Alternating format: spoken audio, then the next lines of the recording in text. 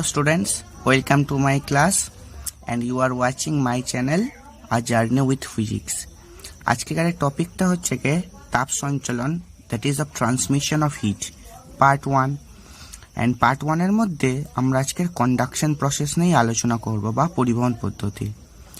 So let's start the session. So চ্যাপ্টারের নাম হচ্ছে তাপ সঞ্চালন। So ফার্স্ট অফ অল শুরু করার আগেই আমরা জানতে চাই যে তাপ কি না হোয়াট ইজ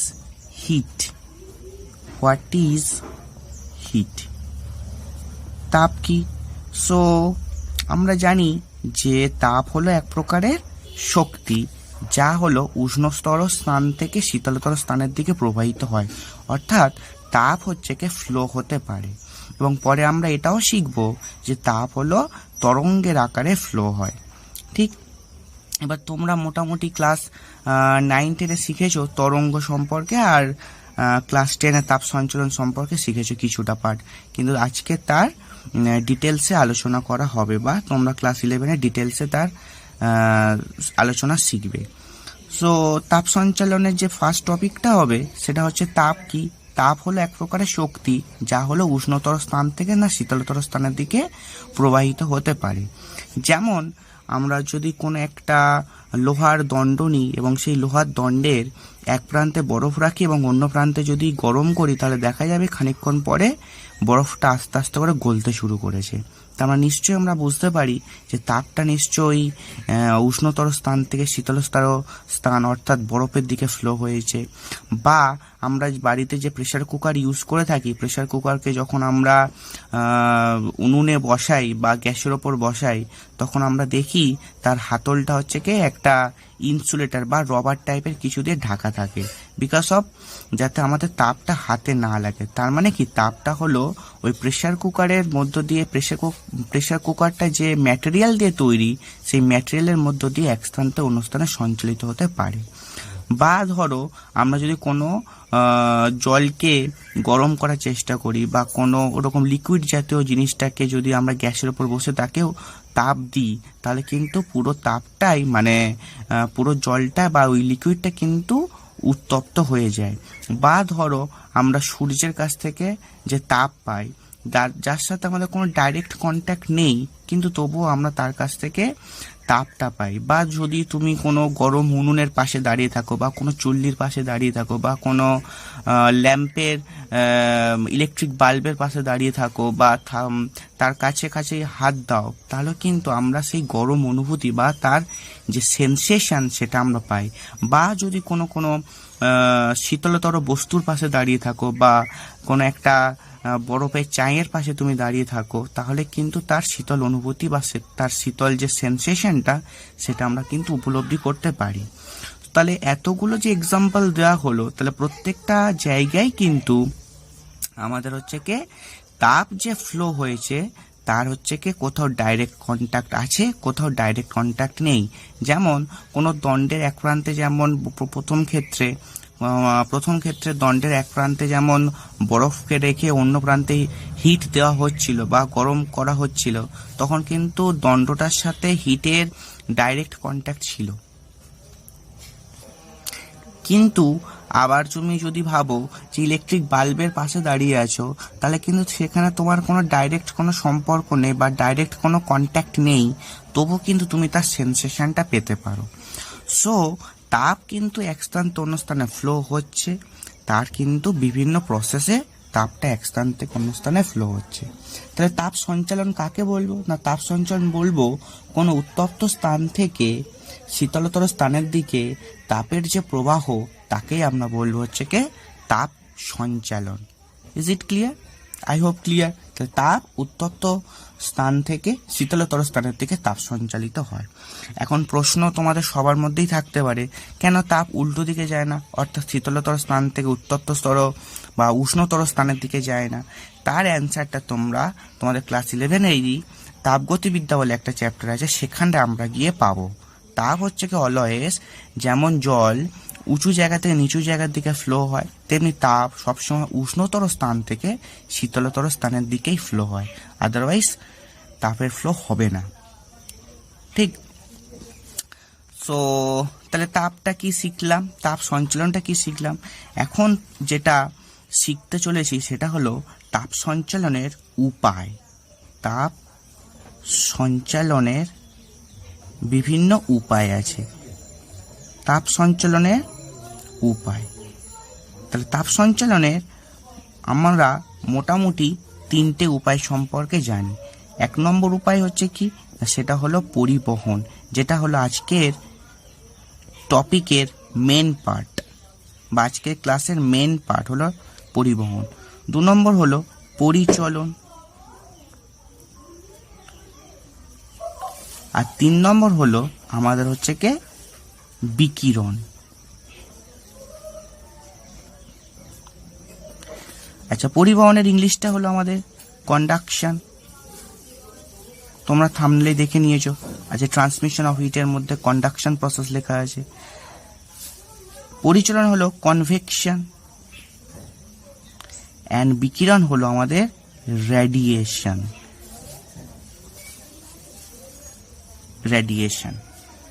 ঠিক, আজকের আমাদের টপিক হবে পরিবহন সম্পর্কে ডিটেলস আলোচনা। সো পরিবহন সম্পর্কে শুরু করার আগে 3টে প্রসেস সম্পর্কে কিছু একটা ওভারলুক আলোচনা আছে। সেটা হলো পরিবহন, আমরা মোটামুটি কি জানি, আমরা মোটামুটি জানি পদার্থের 3টে অবস্থা। একটা হলো কঠিন, একটা হলো তরল, একটা হলো গ্যাস। আরও একটা প্রসেস আছে, সেটা হলো আমাদের, বা আরও একটা পদার্থ আছে, সেটা হলো আমাদের প্লাজমা, যেটাকে বলা হয় পদার্থের 4র্থতম অবস্থা। বাট আমরা এখানটায় প্লাজমা সম্পর্কে কোনো কনসেপ্ট নেই বা প্লাজমা সম্পর্কে কোনো কিছুই শিখবো না। তাহলে মেনলি আমরা জানি পদার্থের 3টে অবস্থা, একটা কঠিন, একটা তরল, একটা গ্যাস। এখন আমরা জানি কঠিনকেও উত্তপ্ত করা যায়, তরলকেও উত্তপ্ত করা যায়, গ্যাসকেও উত্তপ্ত করা যায়।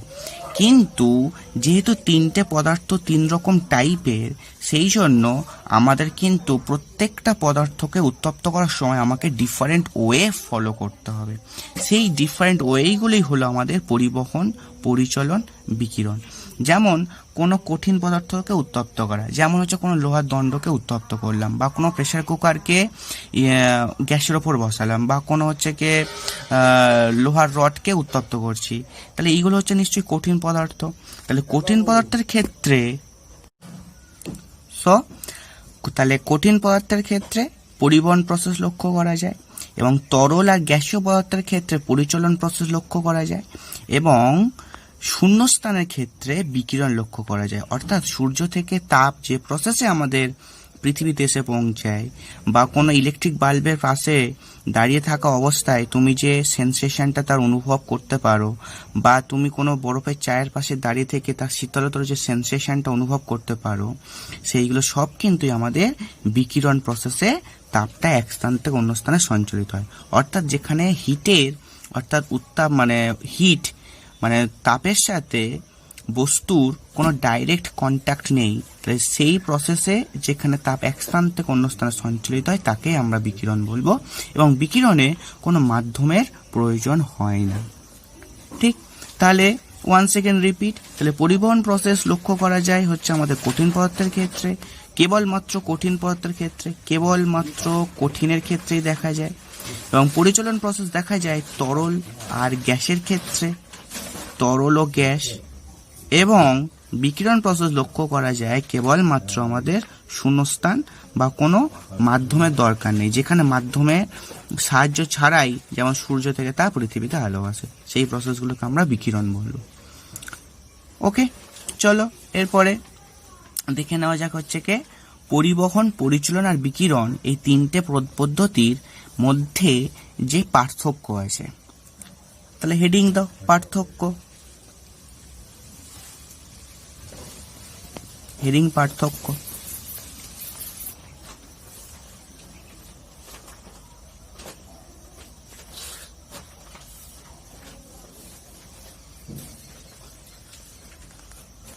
তাহলে চলো পার্থক্য। পরিবহন, পরিচালনা, বিকিরণ। পরিবহন পদ্ধতি কেবলমাত্র কঠিনে দেখা যায়, আর এটা তরল আর গ্যাসের ক্ষেত্রে দেখা যায়। তরল প্লাস গ্যাস দুটো মাধ্যমের ক্ষেত্রেই পরিচলন পদ্ধতি লক্ষ্য করা যায়। অর্থাৎ তরল মাধ্যমকে উত্তপ্ত করতে গেলে পরিচলন পদ্ধতির সাহায্য নিতে হবে, এবং গ্যাস মাধ্যমকে উত্তপ্ত করতে গেলেও পরিচলন পদ্ধতির আমার হেল্প নিতে হবে। এবং বিকিরণ পদ্ধতি কোনো মাধ্যম ছাড়াই অর্থাৎ শূন্য মাধ্যমে তাপের সঞ্চালন ঘটে। তাহলে কোনো মাধ্যম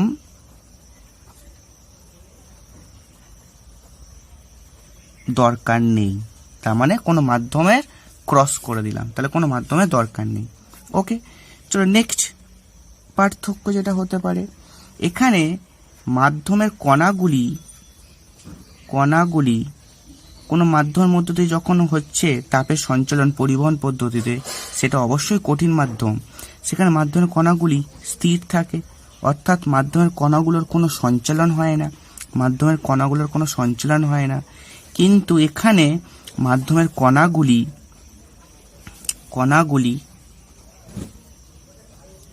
স্থির থাকে না, অর্থাৎ সঞ্চালিত হয়, স্থির থাকে না, অর্থাৎ মাধ্যমের কণাগুলি সঞ্চালিত হয়। আর 2 নম্বর প্রসেস, মানে 2 নম্বর পার্থক্য বিকিরণের ক্ষেত্রে, এখানেও মাধ্যম থাকলেও কণাগুলি কোনোভাবে সঞ্চালিত হয় না, এখানেও কণাগুলি কোনো সঞ্চালন ঘটে না, তার মানে কণাগুলি স্থির থাকে। 3 নম্বর পার্থক্য যেটা হচ্ছে কি, এখানে তাপ সঞ্চালনের যে স্পিড অর্থাৎ বেগ সেটা কম, অর্থাৎ এই প্রসেসে যে তাপটা সঞ্চালিত হয় সেটা কিন্তু খুব ধীর গতিতে হয়, অর্থাৎ এখানে স্পিডটা কম। এখানে অপেক্ষাকৃত দ্রুত, অর্থাৎ পরিবহন পদ্ধতিতে কোনো তাপকে এক স্থান থেকে অন্য স্থানে সঞ্চালিত হতে যে টাইম লাগে, পরিচলন পদ্ধতিতে সেই টাইমটা অপেক্ষাকৃত কম লাগে। তার মানে কি, এখানে স্পিড কম, এখানে স্পিড বেশি, অপেক্ষাকৃত। এবং বিকিরণ পদ্ধতিতে তাপ হচ্ছে কি যে স্পিডে যায় সেটা হলো 3 × 10⁸ মিটার পার সেকেন্ড, অর্থাৎ এখানে তাপ সঞ্চালন বেগ সর্বাধিক এবং সেটা আলোর বেগেই চলাচল করে। ঠিক, তাহলে বিকিরণ পদ্ধতিতে তাপ এক স্থান থেকে অন্য স্থানে সঞ্চালিত হয়, সেটা হলো আলোর বেগেই যায়, যেটা 3 × 10⁸ মিটার পার সেকেন্ড। এবং 4th পার্থক্য যেটা আছে, এখানে মাধ্যম উত্তপ্ত হয়, তার মানে তুমি যদি লোহার একটা প্রান্তকে গরম করো, তাহলে পুরো throughout the whole rod, অর্থাৎ লোহার পুরো রডটাই কিন্তু উত্তপ্ত হয়ে যায়। ওকে, তার মানে পুরো মাধ্যমটা উত্তপ্ত হয়। 4th নম্বর পার্থক্য পরিচালনের ক্ষেত্রে, এখানেও মাধ্যম উত্তপ্ত হয়, অর্থাৎ মাধ্যমের প্রতিটি কণাই উত্তপ্ত হয়, এখানেও মাধ্যম উত্তপ্ত হয়। এবং 4th নম্বর পার্থক্য বিকিরণের ক্ষেত্রে, এখানে তো কোনো মাধ্যমের দরকার হয় না, আর যদিও কোনো মাধ্যম থেকে থাকে তাহলেও মাধ্যম উত্তপ্ত হয় না। এখন প্রশ্ন হচ্ছে কি, ধরো সূর্য থেকে, একবার বলছি কোনো মাধ্যম দরকার হয় না, আবার বলছি মাধ্যম থাকলেও তা উত্তপ্ত হয় না, এটা নিয়ে একটা কনফিউশন থাকছে, তাহলে সেটা একটু ক্লিয়ার করা দরকার। যেমন সূর্য থেকে আমাদের পৃথিবীতে যখন তাপ আসছে, তখন হচ্ছে কি আমাদের পৃথিবীর বায়ুমণ্ডল প্রায় 1600 কিলোমিটার কি 2000 কিলোমিটার পর্যন্ত থাকে, ভূপৃষ্ঠ থেকে উচ্চতার নিরিখে আমরা বলতে পারি। কিন্তু তার বেশিরভাগ যে যত ডিস্টেন্স আছে আপ টু সূর্য পর্যন্ত, তাহলে সব জায়গায় কিন্তু প্রকৃত শূন্যস্থান, অর্থাৎ সেখানে কোনো মাধ্যমই নেই।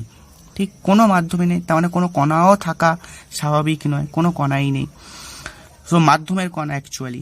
কিন্তু তুমি যদি এখন ভূপৃষ্ঠে থাকো, ভূপৃষ্ঠে যদি কোনো একটা জায়গায় গরম উনুন জ্বলে বা কোনো গ্যাস জ্বলে বা কোনো একটা ওরকম ফার্নেস বা চুল্লি থাকে, সেখান থেকেও কিন্তু তাপ তোমার কাছে এসে পৌঁছাবে। সেখানটা কিন্তু প্রকৃত শূন্যস্থান নয়, সেখানে কিন্তু আমাদের বায়ু মাধ্যম রয়েছে, যে বায়ু মাধ্যমটাকে প্রকৃত শূন্যস্থান বলা কখনো হয় বা কখনো হয় না। কিন্তু প্রকৃত শূন্যস্থান বলতে কোনো মিডিয়াম থাকবেই না, কিন্তু বায়ু মাধ্যমটাকে প্রকৃত শূন্যস্থান অনেকে নাই বলে চলে, বা অনেকেই বলে না।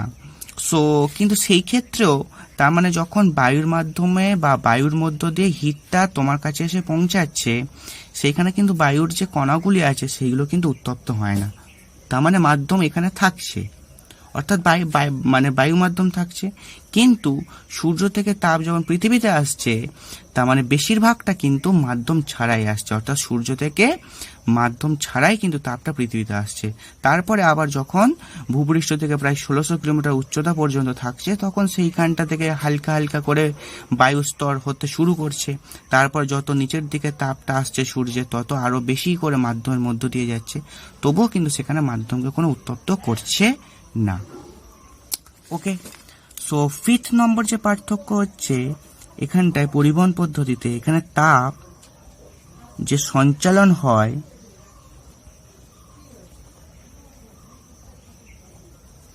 তার পথ স্ট্রেট লাইন হতে পারে, মানে সরল রৈখিকভাবে তাপ সঞ্চালিত হতে পারে, বা বক্রপথে হতে পারে, ঠিক। 5 নম্বর পার্থক্য পরিচালন ক্ষেত্রে, এইখানেও সেম, এখানেও তাপ যেভাবে সঞ্চালিত হয় সেটা স্ট্রেট লাইনে হতে পারে। তাহলে এখানে তাপ যে পরিবহন পদ্ধতিতে সঞ্চালন হয়, তাহলে তাপ সঞ্চালন তার পথ যেটা স্ট্রেট লাইনে হতে পারে বা বক্রপথেও হতে পারে। পরিচালন পদ্ধতির ক্ষেত্রেও সেম প্রসেসটাই হয়, অর্থাৎ তাপ যখন এক স্থান থেকে অন্য স্থানে যাচ্ছে সেটা হতে পারে স্ট্রেট লাইন, হতে পারে কোনো বক্রপথে যাচ্ছে।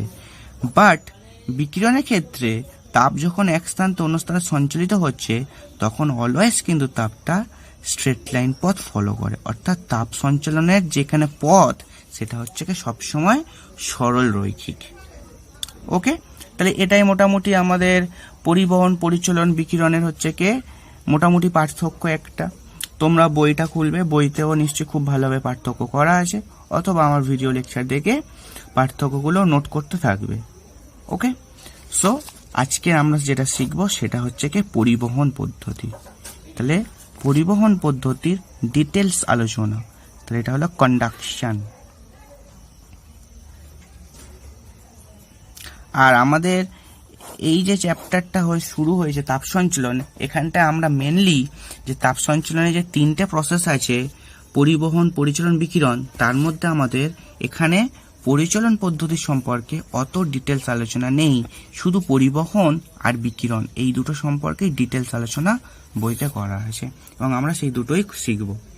ওকে, চলো এবার আসা যাক তাহলে পরিবহন পদ্ধতি বা কন্ডাকশন প্রসেস।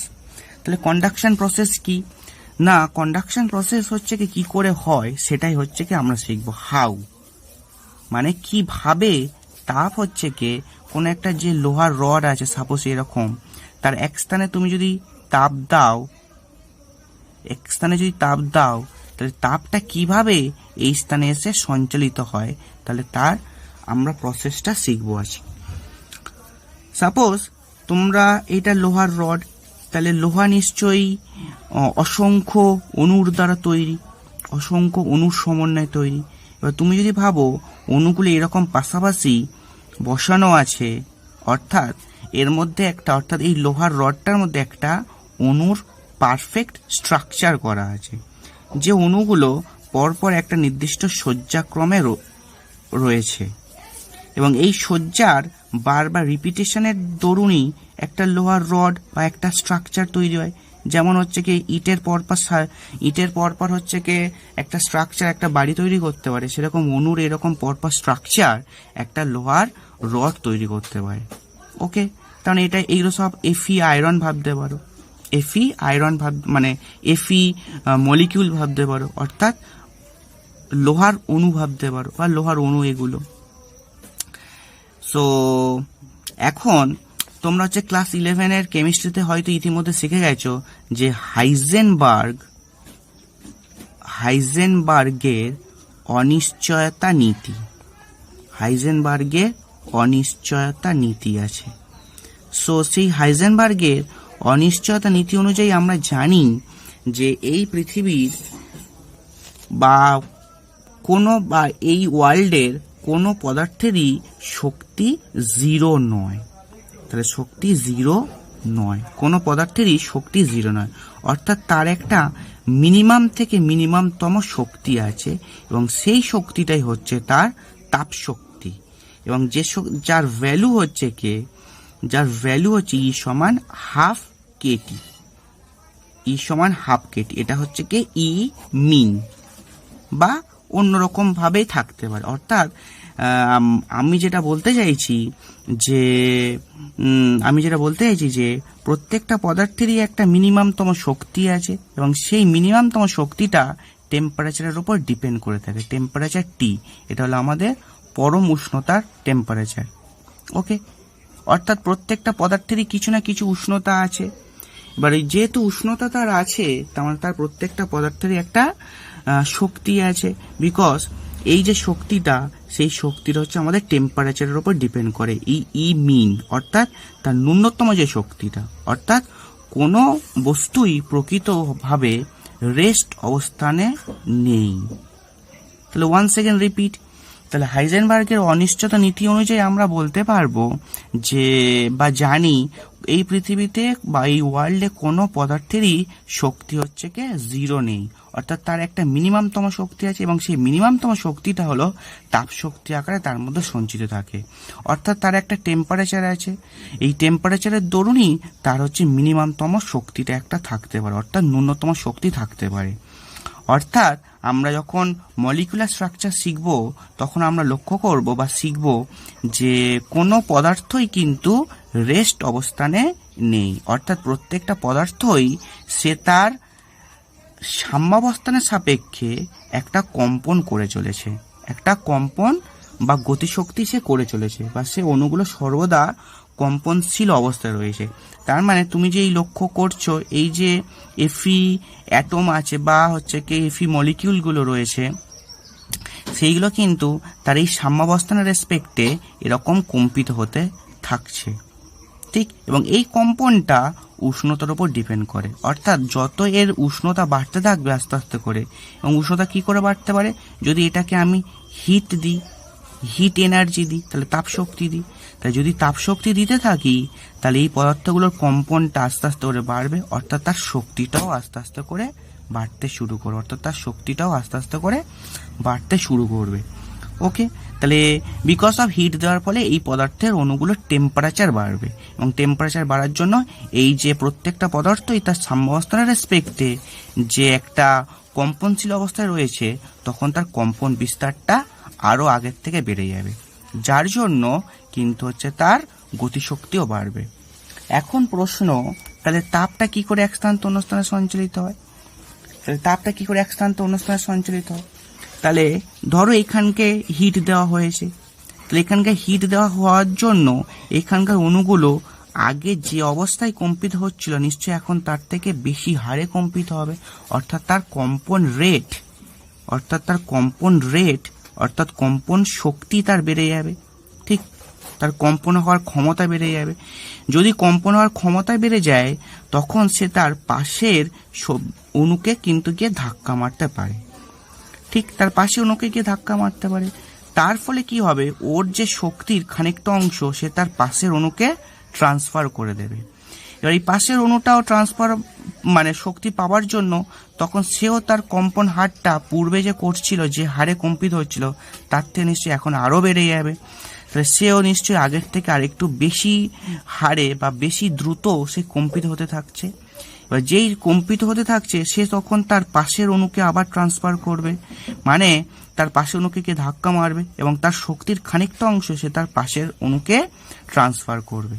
এবং এই অণুটাও আস্তে আস্তে নিশ্চয়ই তার থেকে যে হারে কম্পিত হচ্ছিল, তার থেকে নিশ্চয়ই আরও বেশি হারে কম্পিত হবে, এবং তার জন্য সে তার পাশের অণুকে ধাক্কা মারবে এবং তার শক্তির কিছুটা অংশ তার পাশের অণুকে দান করবে।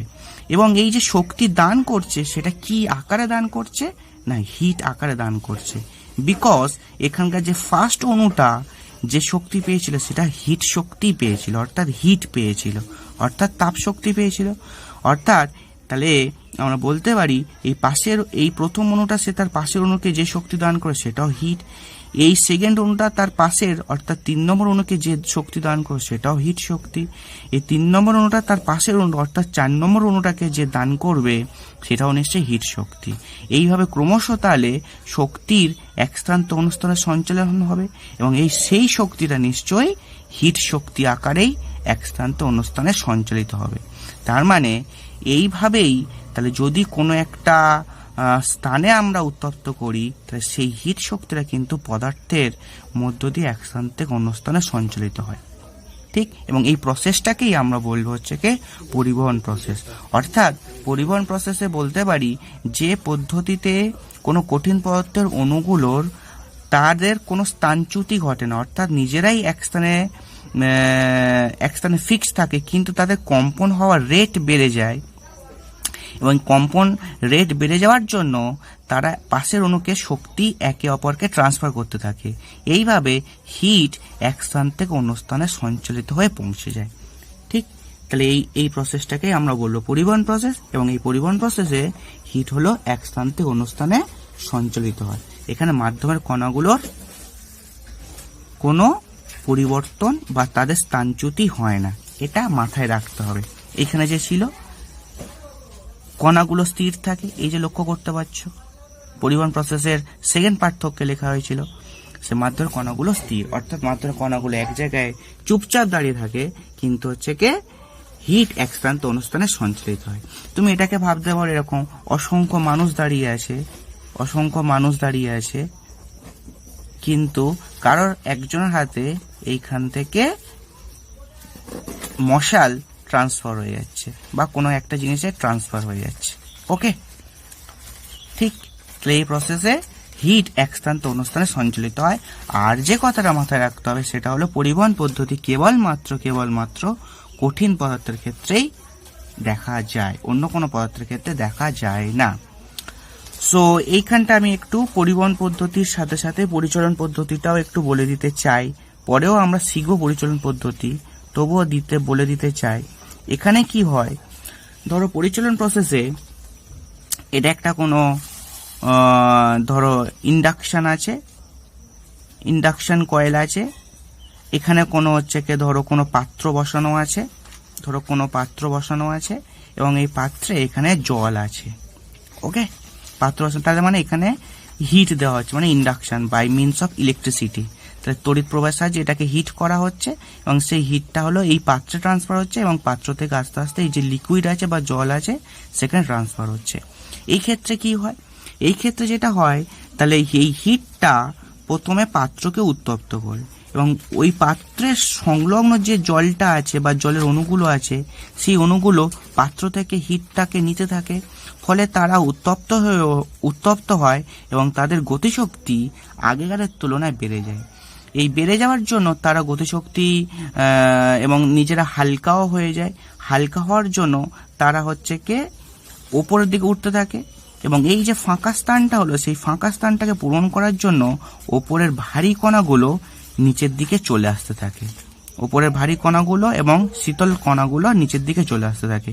সেই শীতল কণা যখন নিচে চলে আসলো তখন আবার পাত্রের সংলগ্ন আসার জন্য সে আবার পাত্র থেকে হিট গ্রহণ করলো এবং হিট গ্রহণ করার জন্যই সে আবার উত্তপ্ত হয়ে হালকা হলো এবং আস্তে আস্তে করে ওপরের দিকে চলে গেল এবং সেই ফাঁকা স্থানটা পূরণ করার জন্য আবার ওপরের ভারী অপেক্ষাকৃত ভারী এবং শীতল জলবিন্দু কণা বা জলকণা সেগুলো আবার নিচে আসলো এবং নিচ থেকে আবার হিট পেয়ে আস্তে আস্তে করে উপর দিকে উঠতে থাকে। অর্থাৎ এখানে মাধ্যমের কণাগুলোর কিন্তু স্থানচ্যুতি ঘটছে, অর্থাৎ মাধ্যমের কণাগুলোই এক স্থান থেকে অন্য স্থানের তাপ কিন্তু বয়ে নিয়ে যাচ্ছে। এখানে প্রথমে উত্তপ্ত হলো, সেই উত্তপ্ত হওয়া কণাগুলো আস্তে আস্তে করে উপরে উঠে গেল এবং সেই ফাঁকা স্থানটা পূরণ করতে ওপরের ভারী কণাগুলো নিচে নেমে আসলো। তাহলে এইভাবে থ্রু আউট খানিকক্ষণ চলার পরে তাহলে সমস্ত কণাগুলো ধীরে ধীরে উত্তপ্ত হয়ে যায় এবং মাধ্যম উত্তপ্ত হয়ে যায় এবং পুরো লিকুইডটাই অর্থাৎ জলটাই আমাদের উত্তপ্ত হয়ে যায়। এবং সেম প্রসেস কিন্তু আমাদের গ্যাসের ক্ষেত্রেও ঘটে। সেখানে গ্যাস অণুগুলোই এখানে যদি একটা গ্যাসের চেম্বার থাকে এবং তাকে তুমি যদি হিট করো তলা থেকে, তাহলে গ্যাস অণুগুলোই সেই হিটটা গ্রহণ করে ওপরে উঠে যাবে এবং ওপরের ভারী গ্যাস অণুগুলো নিচের দিকে আসতে থাকবে। তাহলে আস্তে আস্তে করে হিট কিন্তু সমগ্র অংশে ছড়িয়ে পড়তে থাকবে। এটাই হলো পরিচলন প্রসেস। ঠিক, তাহলে এখানে একটা মজাদার প্রশ্ন হতে পারে যে অভিকর্ষহীন স্থানে কি পরিচলন পদ্ধতি চলতে পারে? অভিকর্ষহীন স্থানে? দেন অ্যান্সার হবে নো। বিকজ যেখানে অভিকর্ষ নেই সেখানে এখানকার ভারী কণাগুলো তো মানে হালকা কণাগুলো তো মানে এখানকার যে কণাগুলো ছিল সেগুলো তো উত্তপ্ত হয়ে হালকা হয়ে ওপরে উঠে গেল, কিন্তু যদি গ্র্যাভিটি না থাকতো তাহলে ওপরে ভারী কণাগুলো নিশ্চয়ই নিচে নামতে পারতো না। তার মানে গ্র্যাভিটি লেস জায়গায় তাহলে পরিচলন প্রসেস কিন্তু হবে না। অর্থাৎ পরিচলন পদ্ধতি হতে গেলে গ্র্যাভিটি যুক্ত জায়গা হতে হবে। তার মানে মহাকাশে পরিচলন পদ্ধতি সম্ভব নয়। ওকে, ঠিক। তাহলে এবার আমরা আমাদের মেইন টপিক আজকের কন্ডাকশন অর্থাৎ তাপের পরিবহন, সেই জায়গায় আমরা আস্তে আস্তে করে ঢুকি। ওকে, তাহলে হেডিং দিয়ে দাও। সো এটা শুরু করার আগে দুটো বিষয় জানা দরকার বা দুটো জিনিস জানা দরকার, সেটা হলো গুড কন্ডাক্টার্স অ্যান্ড হলো ব্যাড কন্ডাক্টার্স। গুড কন্ডাক্টার্স কারা? যারা হলো তাপের ভালো সুপরিবাহী, অর্থাৎ যারা তাপ ও তড়িতের খুব ভালো পরিবহনে অংশগ্রহণ করে, যেমন লোহা, তামা, অ্যালুমিনিয়াম, কপার, এইগুলো আমরা জানি যে খুব ভালোভাবে এরা হলো তাপের সুপরিবাহী, অর্থাৎ এর মধ্যে দিয়ে তাপ খুব সহজেই চলাচল করে, কোনো বাধা পায় না। তাহলে তাদেরকেই বা আমরা বলবো গুড কন্ডাক্টার্স অর্থাৎ তাপের সুপরিবাহী। এবং ব্যাড কন্ডাক্টার তার ঠিক উল্টো, যেহেতু গুডের উল্টো ব্যাড নিশ্চয়ই তোমরা জানো।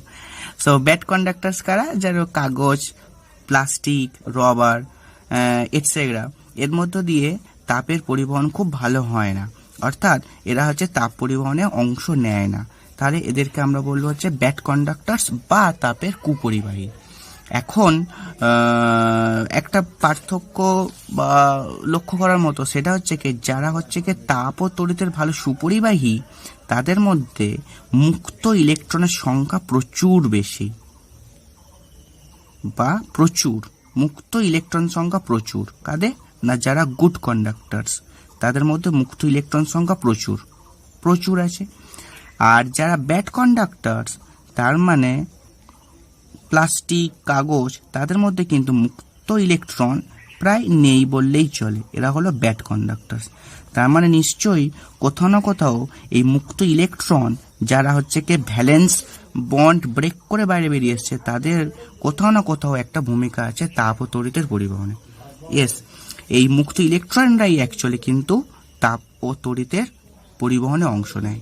ওকে, তাপ ও তড়িতের পরিবহনে অংশ নেয়। তাহলে আমরা যেহেতু মেনলি এখানে তাপ শিখছি, তাহলে তাপটাকেই বেশি ফলো করব। তাহলে মুক্ত ইলেকট্রনরাই হচ্ছে আমাদের তাপের পরিবহনে অংশ নেয়, অর্থাৎ কঠিন পদার্থের মধ্য দিয়ে যদি কোনো তাপের পরিবহন এক স্থান অন্য স্থানে হতে হয়, তাহলে যারা বেশি করে ভূমিকা গ্রহণ করে তারা হলো মুক্ত ইলেকট্রন। এই মুক্ত ইলেকট্রন সংখ্যা যাদের মধ্যে প্রচুর থাকবে তারাই হচ্ছে কি গুড কন্ডাক্টার্স।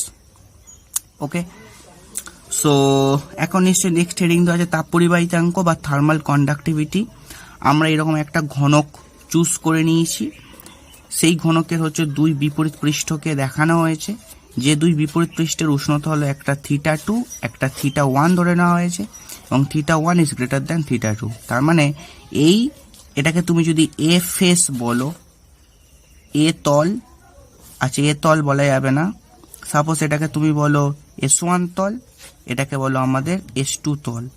তাহলে S1 তলের টেম্পারেচার হলো θ1 এবং S2 তলের টেম্পারেচার হলো θ2 এবং θ1 গ্রেটার দেন θ2, এটা বলা হয়। তার মানে এইটা হলো উষ্ণতর পৃষ্ঠ। তার মানে নিশ্চয়ই তাপ হলো উষ্ণতর পৃষ্ঠ, অর্থাৎ এদিক দিয়েই এদিকে যাবে, সেই জন্য তীর চিহ্নটা এরকম দেখানো হয়েছে। এটা হলো তাপের পরিবহনের অর্থাৎ তাপের ফ্লোয়ের ডিরেকশন। এবং এ ধরে নেওয়া হয়েছে যেখানটায় এই দুই বিপরীত পৃষ্ঠের ক্ষেত্রফল। তাহলে ক্ষেত্রফল আমরা ধরে নিয়েছি এ, এবং আমরা যেটা ধরে নিয়েছি S1 তলের টেম্পারেচার হচ্ছে θ1 এবং S2 তলের টেম্পারেচার হচ্ছে θ2, এবং দুই বিপরীত তলের মধ্যে দূরত্ব বা এটাকে বেধ বলা যেতে পারে, তাহলে পদার্থের বেদ বা এই স্ল্যাবটার বেদ সেটা হলো আমরা এক্স ধরে নিয়েছি, এই এক্স। তাহলে যদি আমরা কিউ তাপ পরিবহন করে ধরে নিই, তাহলে শীতল উষ্ণতর প্রান্ত থেকে অর্থাৎ S1 থেকে S2 দিকে, S1 এর থেকে S2 দিকে যে তাপ ফ্লো হচ্ছে, সেই তাপ S1 থেকে S2 দিকে যে তাপ ফ্লো হচ্ছে সেই তাপটাকে যদি আমরা কিউ ধরে নিই, তাহলে বলা হচ্ছে কি না কিউ ইজ প্রপোর্শনাল টু এ, অর্থাৎ ক্ষেত্রফল যত বেশি হবে তাপের ফ্লো হওয়ার প্রবণতা তত বেশি বাড়বে, অর্থাৎ তাপ তত বেশি হারে ফ্লো হবে। এবং এই Q is proportional to T also, অর্থাৎ টেম্পারেচার এই টাইমের সাপেক্ষে, টাইম টিটাকে আমরা সময় ধরেছি, অর্থাৎ টাইমের সাপেক্ষেও সমানুপাতিক, অর্থাৎ যতক্ষণ ধরে তাপ প্রবাহ চলবে তত নিশ্চয়ই বেশি হারে তাপ এই S1 থেকে S2 দিকে ফ্লো হবে।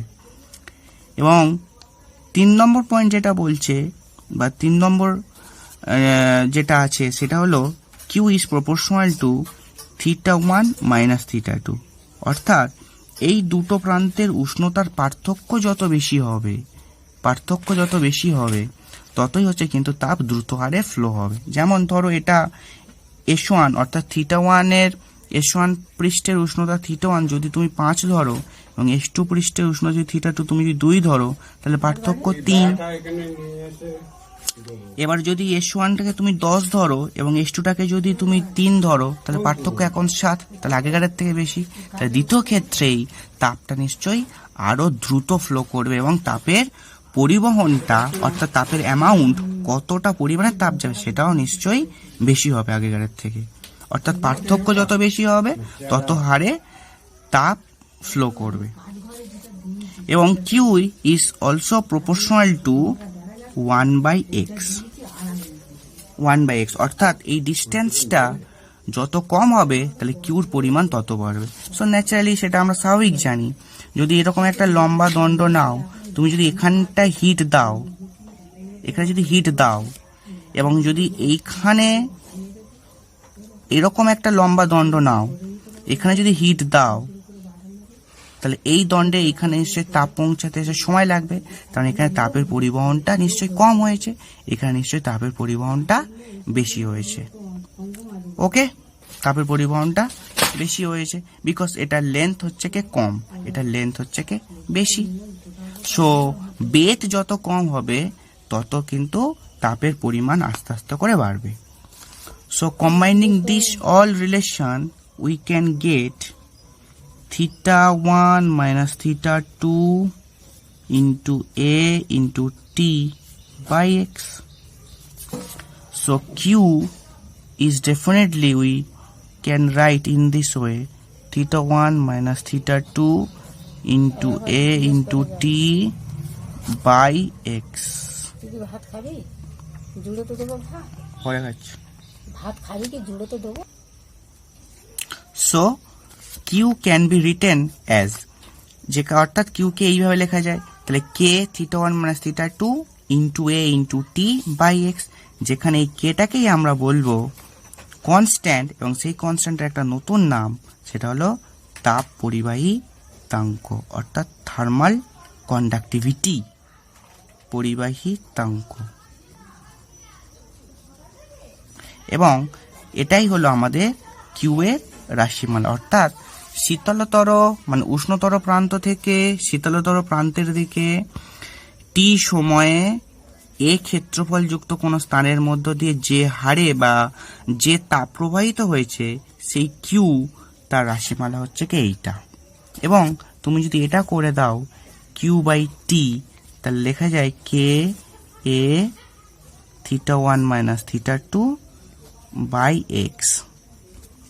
এটাকেই আমরা বলবো তাপ পরিবহনের হার, তাপ পরিবহনের হার, বিকজ এটাকে দেখো টাইম টি দ্বারা ভাগ করা হয়েছে, এই টাইম টিটাকে এই পারে নিয়ে চলে আসছি, তাই এটা হলো তাপ পরিবহনের হার। ওকে, নাও এই কেটাকে কিভাবে লেখা যায়, এই ইকুয়েশন থেকে দেখো কেটাকে কিভাবে লেখা যাচ্ছে, না কেটাকে লেখা যায় Q into x θ1 minus θ2 into A into T into A into T, এটা নিশ্চয়ই লেখা যায়। ওকে, তাহলে কেটাকে এইভাবে লেখা যায়। তাহলে কিউর একক কি? কিউর একক কি না, কিউর একক হলো তাপ। তাপের একক হলো এসআই পদ্ধতিতে জুল। এবং এক্স মানে কি ছিল? দূরত্ব অর্থাৎ বেদ, যার একক কি হতে পারে এসআই পদ্ধতিতে মিটার। এবং θ1 minus θ2 that is of temperature. টেম্পারেচারের এসআই পদ্ধতি এককটা নিশ্চয়ই আমরা জানি, সেটাকে লেখা হয় কেলভিন। এটাকে কি লেখা হয়? এটা হলো ক্ষেত্রফল। ক্ষেত্রফলে লেখা হবে নিশ্চয়ই মিটারে স্কোয়ার। এবং টি সময়টাকে নিশ্চয়ই লেখা হবে সেকেন্ড। সেকেন্ড লেখা উচিত এসআই পদ্ধতিতে। তাহলে এখান থেকে যে জিনিসটা দেখতে পাচ্ছি সেটা হচ্ছে কি জুল বাই মিটার। একটা মিটার ক্যান্সেল আউট করতে পারে। নিচে কেলভিন, আবার নিচে আছে সেকেন্ড। এখন joule per second, joule per second অর্থাৎ জুল পার সেকেন্ড, জুলটা হলো তাপের একক বা কার্যের এককও জানি। জুল পার সেকেন্ডকে নিশ্চয়ই বলা হয় ওয়াট, বিকজ কার্য করার হারকে আমরা কি বলি? ওয়াট বলি। কার্য মানে তাপ শক্তি বাই সময়, তার এটাকে বলি ওয়াট। তাহলে জুল পার সেকেন্ডটাকে নিশ্চয়ই ওয়াট বলা হয়। এটা মিটারটা ওপর উঠে গেলে মিটার ইনভার্স, আর কেলভিনটা ওপর উঠে গেলে কেলভিন ইনভার্স। সো একবারে লেখা যায় নিশ্চয়ই watt metre inverse kelvin inverse. So this is একক অফ কে, অর্থাৎ তাপ পরিবাহিতাঙ্কের একক। ঠিক, তাহলে একটা কনফিউশন আসতে পারে, সেটা জেনারেলি প্রথম থেকে আসতে পারে, সেটা আমরা একটু সলভ করে দিই। তাহলে এই যে তাপ পরিবাহিতাঙ্ক কে বলেছো, এটাকে তোমরা কেটি বলো। So thermal conductivity. কি কনফিউশন হতে পারে সেটাই তো এখন দেখা যাবে।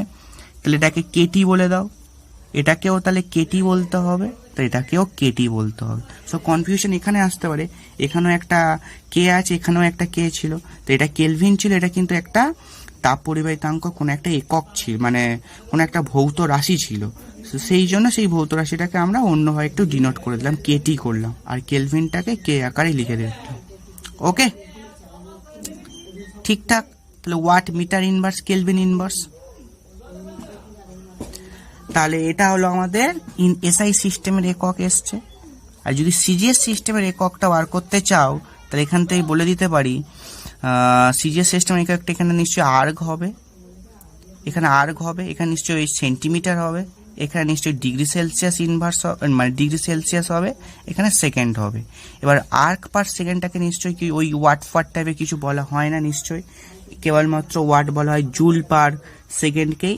সো সিজিএস এককটাই হবে erg, centimetre inverse, degree Celsius inverse, second inverse.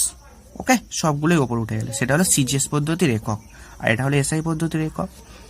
নাও যদি আমরা মাত্রা বার করার চেষ্টা করি, তাহলে মাত্রা বার করার ক্ষেত্রে তাহলে আমরা থার্মাল কন্ডাক্টিভিটি বা তাপ পরিবাহিতাঙ্কটাকে কি লিখেছিলাম না, Q into x by A θ1 minus θ2 into T, এটাই ছিল।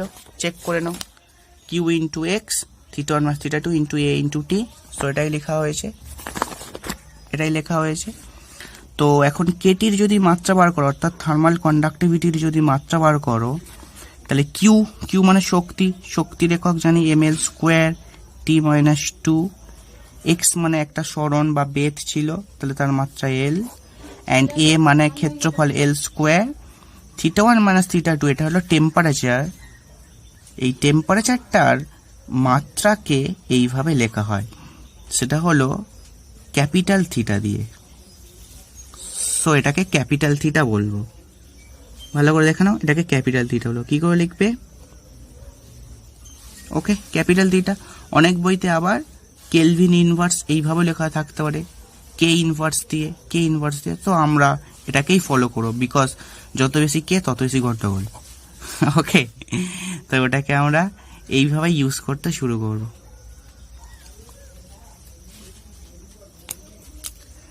সো এটাকে তোমরা ক্যাপিটাল টিটা লেখো, আর টির জায়গা নিশ্চয়ই ক্যাপিটাল টি বসবে। সো ক্যালকুলেশন কি বলছে, এম এল স্কোয়ার একটা ক্যান্সেল আউট হলো, তাহলে এম এল থিটা ইনভার্স 1 আর টি ইনভার্স 1, এটাই হলো আমাদের নিশ্চয় তাপ পরিবাহিতাঙ্কের মাত্রা। সরি, টি ইনভার্স 1 না, এখানে একটা টি ছিল, তাহলে টি ইনভার্স 3, তাহলে M L theta inverse 1 and T inverse 3, এটাই হলো আমাদের তাপ পরিবাহিতাঙ্কের মাত্রা, অর্থাৎ কেটি এর মাত্রা। Okay, now let's move to the next topic. তাহলে আবার দেখো, সো কেটি কে নিশ্চয়ই এইভাবে লেখা যায়। এখন কেটি সমান সমান কিউ হতে পারে যদি আমরা এক্স ইকুয়ালস টু 1 বসাই, এ ইকুয়ালস টু 1 বসাই, theta 1 minus theta 2 equals to 1 বসাই এবং টি সমান 1 বসাই। অর্থাৎ আমরা বলতে পারি যে একক বেধযুক্ত দুই বিপরীত পৃষ্ঠের উষ্ণতার পার্থক্য একক হলে, তাহলে একক ক্ষেত্রফলের মধ্য দিয়ে একক সময়ে উষ্ণতর পৃষ্ঠ থেকে শীতলতর পৃষ্ঠের দিকে লম্বভাবে যে তাপ পরিবাহিত হয় তাকেই ওই পদার্থের তাপ পরিবাহিতাঙ্ক বলা হয়। সো এগেন রিপিট, সো একক বেধযুক্ত কোনো পরিবাহীর মধ্য দিয়ে দুই বিপরীত পৃষ্ঠের উষ্ণতার পার্থক্য একক হলে, তাহলে একক ক্ষেত্রফলের মধ্য দিয়ে একক সময়ে লম্বভাবে উষ্ণতর পৃষ্ঠ থেকে শীতলতর পৃষ্ঠের দিকে যে পরিমাণ তাপ প্রবাহিত হয় তাকেই বলা হবে ওই পদার্থের তাপ পরিবাহিতাঙ্ক কেটি। ঠিক, তাহলে আমাদের নেক্সট টপিক হবে উষ্ণতার নতি বা টেম্পারেচার